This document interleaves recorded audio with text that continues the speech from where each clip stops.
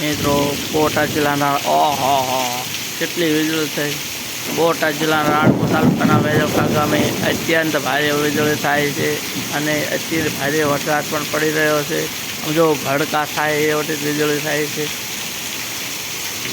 વેજલકા ગામે કેટલી વીજળી થાય છે તમે જોઈ શકો છો। ભૂક્કા કાઢી નાખે એટલી વીજળી થાય છે। ડાયરેક્ટ વરસાદ તો જો ધંધુડા થાય ધંધુડા। હા કેટલી વીજળી થાય છે।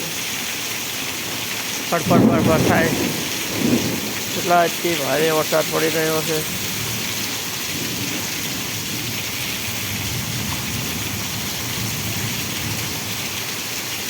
મિત્રો 3:45 થયા છે। હજી 3:45નો વરસાદ જો કેટલો વરસાદ પડે। પવન આવી છે।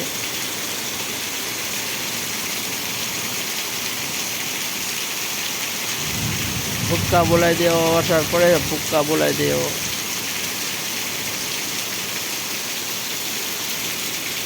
1:30 વાગ્યા પણ આવ્યો હતો અને 3:45 થયા છે। અત્યારે એટલો વરસાદ ચાલુ છે।